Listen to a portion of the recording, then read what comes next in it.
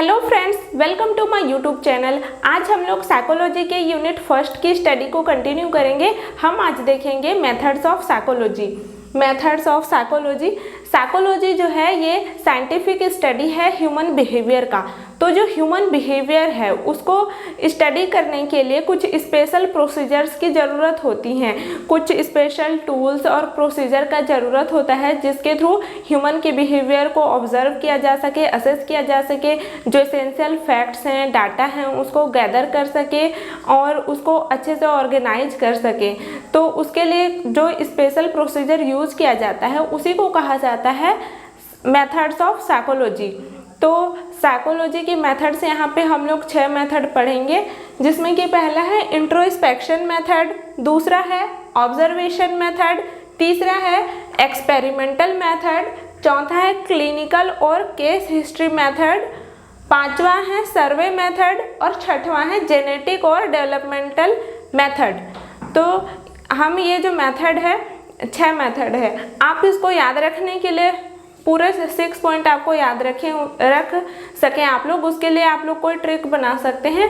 मैं यहाँ पे एक सेंटेंस बनाई हूँ, उसको बता देती हूँ। ट्रिक टू रिमेंबर, ये आप लोग को एग्जाम में नहीं लिखना है, आपको सिर्फ ये याद रखने के लिए मैं बता रही हूँ। एक सेंटेंस है, सर्वे करके केस हिस्ट्री लेकर इंट्रोस्पेक्शन और ऑब्जर्वेशन करके एक्सपेरिमेंट करो और जेनेटिक एंड डेवलपमेंटल फैक्टर देखो। सर्वे करके, पहले तो सर्वे कर लेना है और वहाँ पे कोई केस है उसका हिस्ट्री ले लेना है, केस हिस्ट्री ले करके उसको इंट्रोस्पेक्शन करना है और फिर ऑब्जर्वेशन करना है, देन उसका एक्सपेरिमेंट करना है और उसका जेनेटिक और डेवलपमेंटल फैक्टर देखना है। ये सिर्फ याद रखने के लिए था और आप लोग इसका एक एक करके डिटेल देखेंगे। हम देखेंगे इंट्रोस्पेक्शन मेथड को। इंट्रोस्पेक्शन मेथड का एक दूसरा नाम भी है सेल्फ ऑब्जर्वेशन मेथड। इसमें इंडिविजुअल जो है उसको बोला जाता है कि आप सिस्टमेटिक रूप से अपने बिहेवियर को ऑब्जर्व करें और हमको रिपोर्ट करें। फिर हम उस इंडिविजुअल के बिहेवियर को एनालाइज करते हैं और इंटरप्रेट करते हैं। ये जो मेथड है ये ओल्डेस्ट मेथड है, सबसे पुराना मेथड है ये। इसमें इंडिविजुअल जो है वो खुद के अंदर झांक करके देखता है कि उसका बिहेवियर कैसा है। और ये ज़रूरी नहीं है कि हम किसी इंडिविजुअल को देख करके जान पाएँ कि वो कैसा फील कर रहा है, हम नहीं समझ सकते हैं। इसलिए इसमें इंडिविजुअल को खुद कहा जाता है कि वो खुद के ही बिहेवियर को ऑब्जर्व करे और हमको बताए। इसका एग्जाम्पल ये है कि जब पेशेंट का ऑपरेशन हुआ है तो फिर उसको हम बोलते हैं कि आपको कैसा फील हो रहा है, वो इंडिविजुअल हमको खुद बताएगा, पेशेंट हमको खुद बताएगा कि उसको कैसा फील हो रहा है, देन उसका बेटर ट्रीटमेंट किया जा सकता है। इस मेथड के कुछ फ़ायदे भी हैं और कुछ नुकसान भी हैं।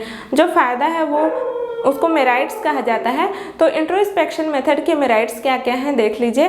इसका पहला फ़ायदा ये है कि ये फंडामेंटल मेथड है, मतलब कि ये बेसिक मेथड है, इसको बहुत ही ज़्यादा यूज किया जाता है। और दूसरा ये है कि इसके थ्रू किसी इंडिविजुअल के बिहेवियर को फुल्ली अंडरस्टैंड किया जा सकता है। तीसरा बेनिफिट ये है कि इसके लिए ज़्यादा खर्चा नहीं लगता है, मतलब कि ये इनएक्सपेंसिव है, इसमें किसी स्पेशल एपरेटस या लेबोरेटरी की ज़रूरत नहीं होती है। हम अब इसके डिसएडवांटेजेस क्या क्या हैं देख लेते हैं।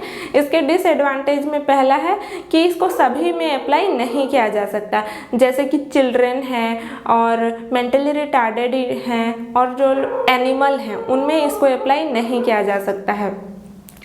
इसको सभी लोग के ऊपर अप्लाई नहीं कर सकते। कुछ लोग क्या होते हैं कि उनको अपने डिजीज़ कंडीशन के बारे में अच्छे से पता नहीं होता है, अपना क्या कंडीशन है कुछ लोग नहीं समझ पाते हैं और उनके पास प्रॉपर लैंग्वेज भी नहीं होता है कि वो अच्छे से हमको डिस्क्राइब कर सके कि उनका क्या कंडीशन है। तो ये हो गया दूसरा डिसएडवांटेज इसका। इसका तीसरा डिसएडवांटेज ये है कि ये कम्प्लीटली प्राइवेट अफेयर है, मतलब कि इसमें जो इंडिविजुअल है वो चाहे तो झूठ भी बोल सकता है, इसको कोई और वेरीफाई नहीं कर सकता। मान लीजिए कोई पेशेंट ही है, वो हमको अपने कंडीशन के बारे में गलत इन्फॉर्मेशन भी दे सकता है और हम उसको वेरीफाई नहीं कर सकते। तो इंट्रोस्पेक्शन हमने देख लिया है। सेकेंड मेथड हम लोग देखेंगे ऑब्जर्वेशन। जो ऑब्जर्वेशन मेथड है ये ऑब्जेक्टिव मेथड है। ऑब्जेक्टिव मेथड का मतलब होता है कि ऐसा मेथड जिसमें कि जो भी डाटा कलेक्ट किया जा रहा है उस डाटा को हम देख सकते हैं, सुन सकते हैं, फील कर सकते हैं, ऑब्जर्व कर सकते हैं। तो इसमें जो ऑब्जर्वर है वो जिस भी इंडिविजुअल के बिहेवियर को ऑब्जर्व करना है उसको नेचुरल कंडीशन में ऑब्जर्व करता है और डाटा को राइट डाउन करता है, देन उसको एनालिसिस और इंटरप्रिटेशन करता है। इसमें ऑब्जर्वर है वो ऑब्जर्व करता है डाटा को। तो इसका एग्जांपल ये है, इसका एग्जांपल है हॉस्पिटल में जो नर्सेस हैं वो क्या करते हैं, वहाँ पे ऑब्जर्व करते हैं पल्स, ब्लड प्रेशर, टेम्परेचर और पेशेंट का फेशियल एक्सप्रेशन, रेस्टलेसनेस, ये सब ऑब्जर्वेशन किया जाता है नर्सेस के थ्रू। तो ये सब एग्जांपल हैं ऑब्जर्वेशन मेथड का। ऑब्जर्वेशन मेथड के स्टेप्स हैं, इसके स्टेप्स मैं यहाँ पर नहीं लिखी हूँ, आपको बता दे रही हूँ। इसका पहला स्टेप है ऑब्जर्वेशन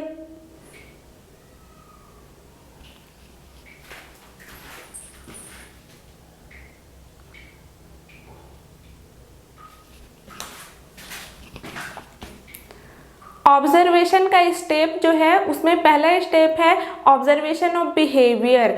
इसमें कि ऑब्जर्व किया जाता है पेशेंट के बिहेवियर को या फिर इंडिविजुअल के बिहेवियर को।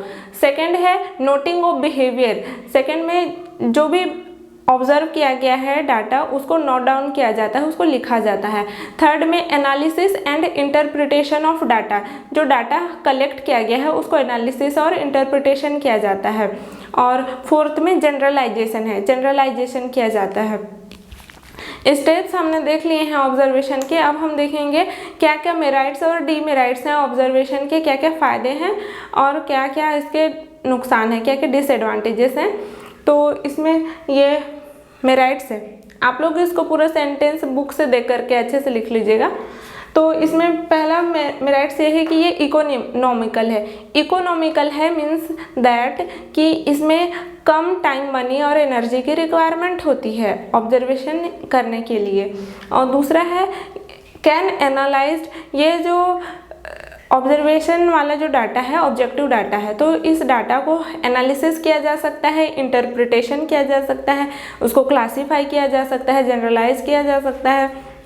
इसका थर्ड जो मेरिट्स है वो है कैन बी वेरीफाइड। इसको वेरीफाई किया जा सकता है, मतलब कि प्रूफ किया जा सकता है कि हाँ ये सही है। और इसका फोर्थ है सुइटेबल फॉर डेवलपमेंटल कैरेक्टरिस्टिक। ये जो ऑब्जर्वेशन वाला जो मेथड है इसको यूज किया जा सकता है जो चिल्ड्रन हैं उनके डेवलपमेंटल कैरेक्टरिस्टिक को ऑब्जर्व करने के लिए। सपोज इसका एक एग्जांपल है, कोई चिल्ड्रन है उसके पेरेंट्स नहीं हैं, उनके ना माँ है ना उसके पापा हैं, तो उस बच्चे का जो डेवलपमेंट है उसमें क्या इफ़ेक्ट हो रहा है इस सिचुएशन की वजह से, उस चिल्ड्रन का क्या लाइक है, क्या डिसलाइक है, कैसा उसका इंटरेस्ट है, कैसा बिहेवियर है, ये सबको ऑब्जर्वेशन मेथड का यूज़ करके स्टडी किया जा सकता है। अब हम देखेंगे ऑब्जर्वेशन का डीमेरिट्स क्या क्या हैं, डिसएडवांटेजेस क्या क्या हैं। तो जो डिसएडवांटेजेस है वो है सब्जेक्टिव रिपोर्टिंग हो सकता है। जो ऑब्जर्वेशन मेथड है इसमें जो ऑब्जर्वर है वो जब डाटा कलेक्ट करेगा तो हो सकता है कि वो वहाँ पे प्रॉपर डाटा को ऑब्जर्व करके कलेक्ट ना करे, वो वहाँ पे सब्जेक्टिव रिपोर्टिंग कर दे, मतलब कि वो झूठ बता दे, सही इन्फॉर्मेशन ना दे।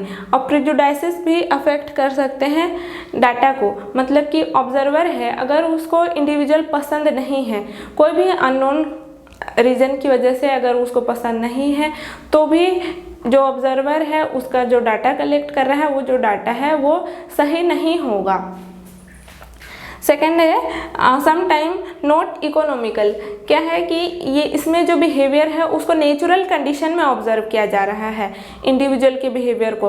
तो जब ऑब्जर्वर है वो किसी इंडिविजुअल के बिहेवियर को नेचुरल कंडीशन में ऑब्जर्व करने जाएगा तो कई बार ऐसा हो सकता है कि वहाँ पे बहुत ज़्यादा टाइम, मनी और एनर्जी लग सकता है। और थर्ड जो है लैक ऑफ रिपीटेबिलिटी, इसको रिपीट नहीं किया जा सकता है क्योंकि जो ऑब्जर्वेशन किया जा रहा है वो नेचुरल कंडीशन में ऑब्जर्व किया जा रहा है इंडिविजुअल के बिहेवियर को, तो वैसा ही सेम रिपीट नहीं किया जा सकता क्योंकि नेचुरल कंडीशन में एक ही बार होता है, कोई भी चीज़ एक ही बार होता है। Note establish cause and effect relationship, cause और इफेक्ट रिलेशनशिप इसमें एस्टेब्लिश नहीं किया जा सकता है, मतलब कि कोई भी प्रॉब्लम जो है वो क्यों हो रहा है, उसका कॉजेस क्या है, तो इसका जो कॉज और इफेक्ट रिलेशनशिप है इस ऑब्जर्वेशन मेथड के थ्रू हम लोग एस्टेब्लिश नहीं कर सकते हैं। तो ऑब्जर्वेशन कंप्लीट हो गया। थर्ड है एक्सपेरिमेंटल मेथड। एक्सपेरिमेंटल मेथड है ये मोस्ट साइंटिफिक और ऑब्जेक्टिव मेथड है। एक्सपेरिमेंटल मेथड का यूज किया जाता है कॉज और इफेक्ट रिलेशनशिप को स्टडी करने के लिए। इसमें जो एक्सपेरिमेंटर होगा वो क्या करेगा कि जो इंडिविजुअल हैं उनके बिहेवियर को कंट्रोल्ड कंडीशन में ऑब्जर्व करेगा और कॉज और इफेक्ट रिलेशनशिप को पता करेगा कि क्या कॉज है, किस कॉज की वजह से क्या इफेक्ट हो रहा है, तो कॉज और इफेक्ट के बीच में क्या रिलेशनशिप है उसको स्टडी किया जाता है इस मेथड के थ्रू।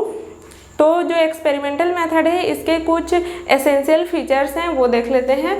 पहला है रिक्वायर 2 पर्सन। जो एक्सपेरिमेंटल मेथड है इसको परफॉर्म करने के लिए 2 पर्सन का रिक्वायरमेंट होता है। पहला होगा एक्सपेरिमेंटर। एक्सपेरिमेंटर वो इंडिविजुअल है जो कि एक्सपेरिमेंट परफॉर्म करेगा, और दूसरा जो पर्सन है वो है सब्जेक्ट। सब्जेक्ट यहाँ पे उस पर्सन को बोला जा रहा है जिसके बिहेवियर को स्टडी किया जाना है। और दूसरा एसेंशियल फीचर है ये जो एक्सपेरिमेंटेशन है उसको लिविंग ऑर्गेनिज्म में परफॉर्म किया जाता है। जो लिविंग ऑर्गेनिज्म है उन्हीं के बिहेवियर को स्टडी किया जाएगा। थर्ड जो एसेंशियल फीचर है वो ये है कंडक्ट अंडर कंट्रोल्ड कंडीशन। जो एक्सपेरिमेंटेशन है उसको कंट्रोल्ड कंडीशन में परफॉर्म किया जाएगा। इसका मतलब ये है कि कॉज और इफेक्ट रिलेशनशिप पता लगाना है तो एक्सटर्नल फैक्टर जो है वहाँ पे इन्वॉल्व नहीं होना चाहिए ताकि पता लग सके कि हाँ यही कॉज है, इसी कॉज की वजह से ये इफ़ेक्ट हो रहा है। अगर एक्सटर्नल फैक्टर वहाँ पे इन्वॉल्व हो जाएंगे तो कंफर्म नहीं हो पाएगा कि हाँ इसी कॉजेज़ की वजह से ये इफ़ेक्ट हो रहा है। तो कंट्रोल्ड कंडीशन में परफॉर्म किया जाता है एक्सपेरिमेंटेशन को। अब हम लोग देखेंगे एक्सपेरिमेंटल मेथड का क्या क्या स्टेप्स है। आप लोग इसका नोट्स बुक देखकर बना लीजिएगा और बुक देख करके अच्छे से नोट्स बना करके उसको एग्ज़ाम में लिखिएगा। तो स्टेप्स में पहला स्टेप है stating the problem. Stating the problem, जब एक्सपेरिमेंट करना है तो सबसे पहले प्रॉब्लम स्टेटमेंट बनाया जाता है।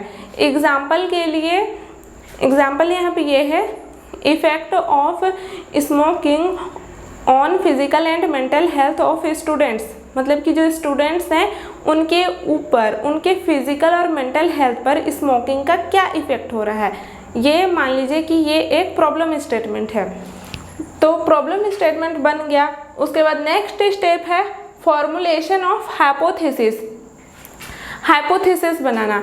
हाइपोथेसिस, यहाँ पे हाइपोथेसिस ऐसा बनाया जाता है कि जो प्रॉब्लम है तो यहाँ पे जब स्टडी परफॉर्म करेंगे तो उसका क्या रिजल्ट आएगा, क्या रिजल्ट आएगा वो जो आंसर है उसको ही लिख लिया जाता है हाइपोथेसिस में कि हाँ ये इसका आंसर हो सकता है, तो वो हो जाता है हाइपोथेसिस में।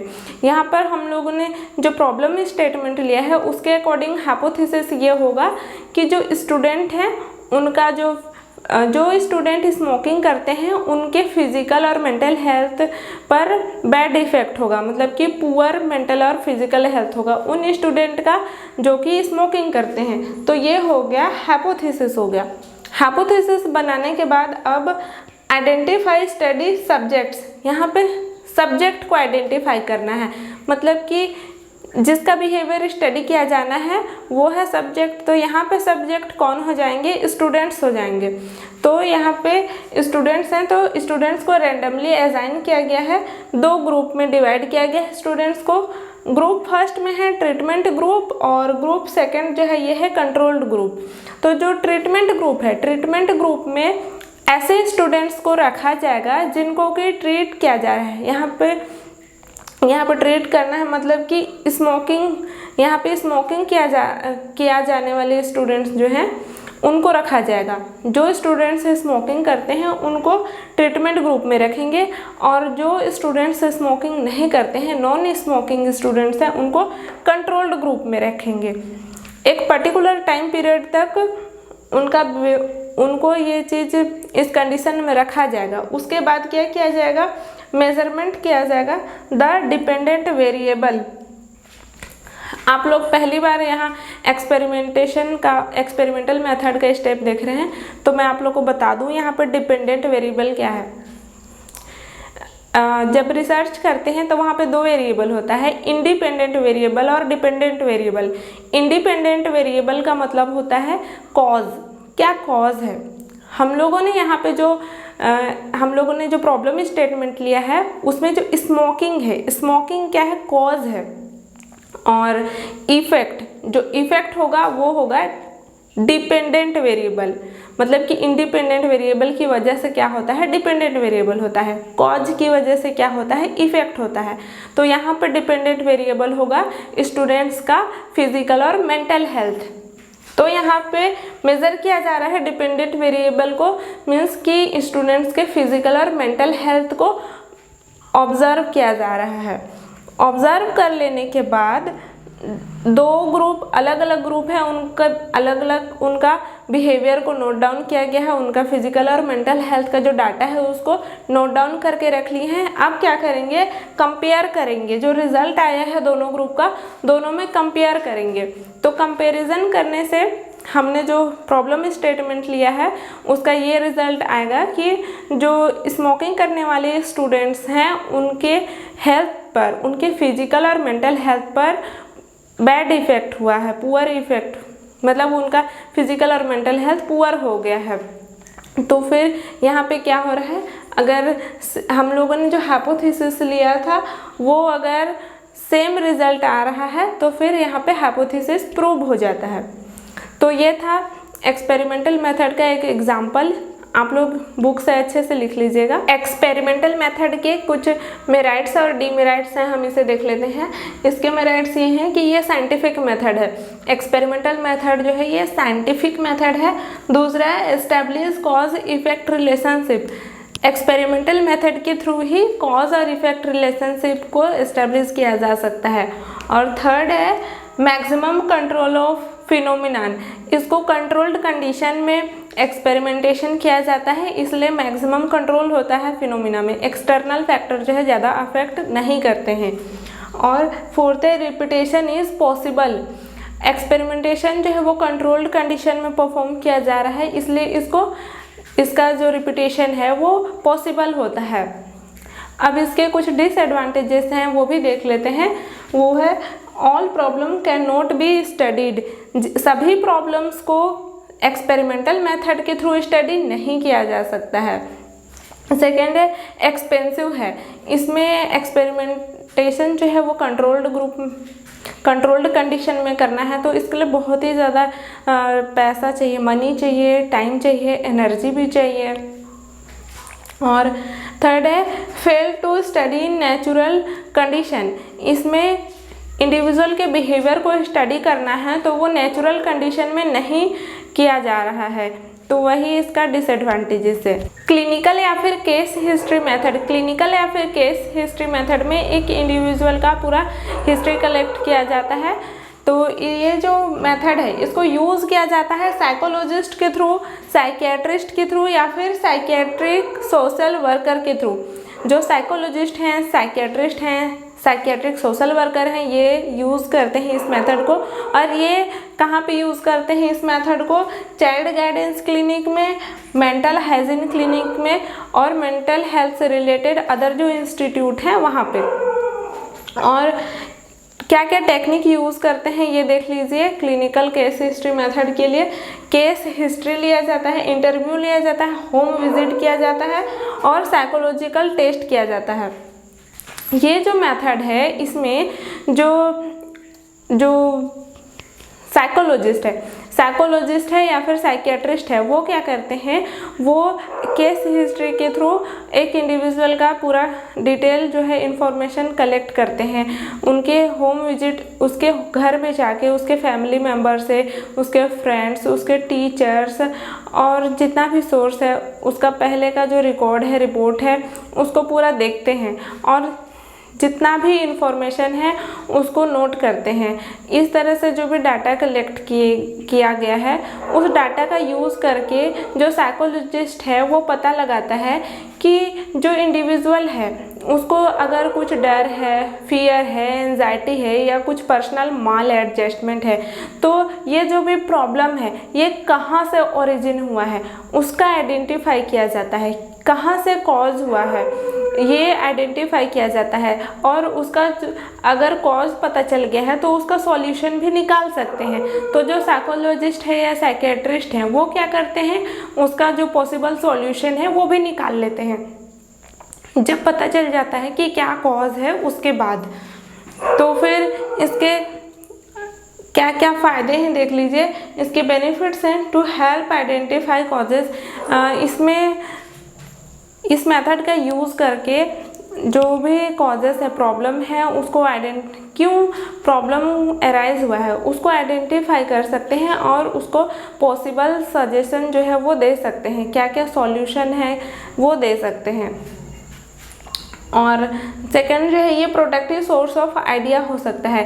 केस स्टडी में एक इंडिविजुअल का पूरा डिटेल, उसका जितना भी पास्ट हिस्ट्री है, उसका सारा इम्पोर्टेंट इन्फॉर्मेशन जो है वो कलेक्ट किया हुआ है, तो ये एक सोर्स ऑफ आइडिया हो सकता है कि फिर से इन्वेस्टिगेशन किया जा सके। डीमेरिट्स क्या क्या है ये देखते हैं। डीमेरिट्स ये है कि ये जो मेथड है ये डिपेंड कर रहा है मेमोरी पे। तो अगर मेमोरी जो है वो गलत है, मतलब कि प्रॉपर तरीके से इंफॉर्मेशन कलेक्ट नहीं किया गया है, गलत इंफॉर्मेशन मिला है, तो फिर जो स्टडी है वो भी सही से नहीं हो पाएगा।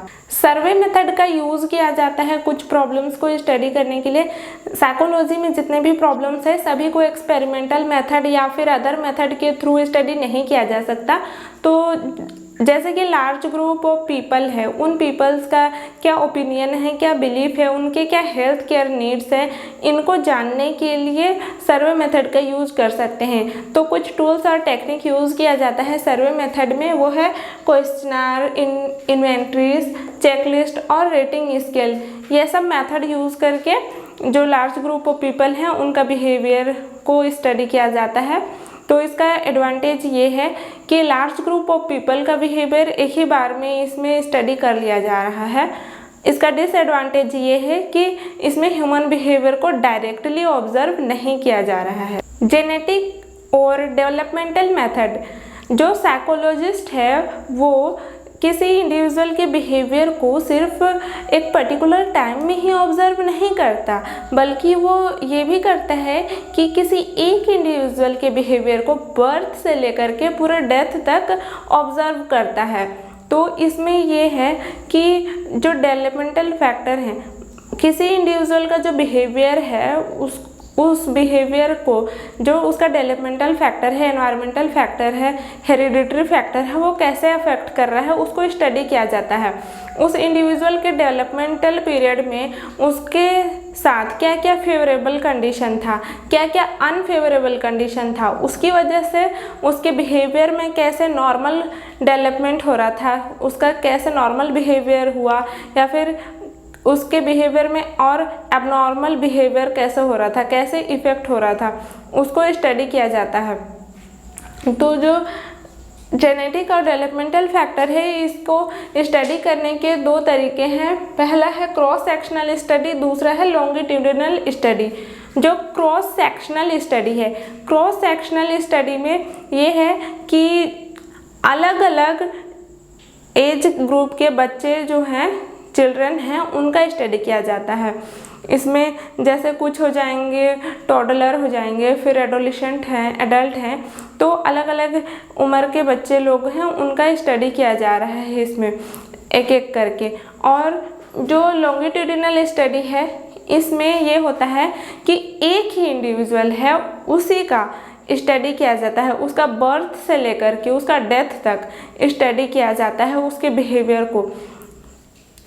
तो इसका जो एडवांटेज है वो ये है कि एक इंडिविजुअल के बिहेवियर में क्या एनवायरमेंटल फैक्टर है या हेरिडिटरी, ये सब फैक्टर का क्या रोल होता है उसको यहाँ पता चलता है। और इसका डिसएडवांटेज ये है कि इस मेथड के लिए बहुत ही ज़्यादा टाइम चाहिए और एनर्जी चाहिए। आई होप आप लोगों को आज की क्लास अच्छी लगी होगी, समझ में आई होगी। Thank you.